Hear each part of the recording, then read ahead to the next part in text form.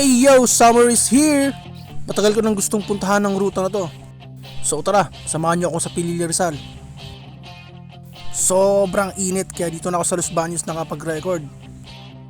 Alauna pa lang ng hapon kaya sobrang ganda ng kalsada at walang ka-traffic.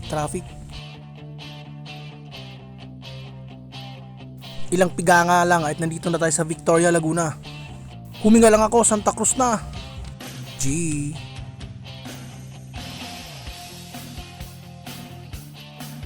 Kung hindi nga ako nagkakamali, ang huling punta ko dito ay taong 2014 pa.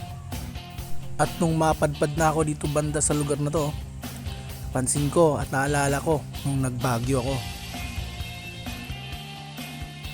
Ang ganda talaga mag-ride sa lugar na to. Yun lang masasabi ko. Simula Calamba, konting lubak pa lang ang nakikita ko so far. Dito sa part na to, sumargo na tayo dahil maya paakyat na ang daan. Baguio feels nga rito kapag umakyat ka kaya sinulit ko na. Sa baba pa lang itanaw ko na yung mga windmill kaya alam ko malapit na tayo. Piga kasi gusto ko talaga mapuntahan yung lugar na yun. Sheesh! After 2 hours and 20 minutes nandito na nga tayo sa Pililla. Sobrang ganda ng lugar. Dati nakikita ko lang to sa Facebook at ngayon harap-harapan na. Hindi mo na nga kailangan mag-ride sa malayo papuntang Ilocos para makapunta sa ganitong klaseng lugar. Nga pala kung nagbabalak kayong pumunta rito, ipin nyo sa Google Map nyo yung Santis Farmhouse at dito mismo kayo dadalhin yan.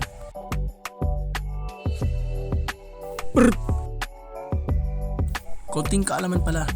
Meron ditong 27 wind turbines na nakatayo sa mga bundok at may sukat itong 300 meters above sea level. At ayon nga sa impormasyon ang project na ito ay nagkakahalaga ng 100 million at ginawa ito para mag-supply ng kuryente hindi lang sa Rizal, kundi pati na rin sa buong Maynila.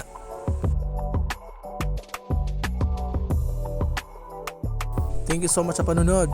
Sa susunod na road trip ulit.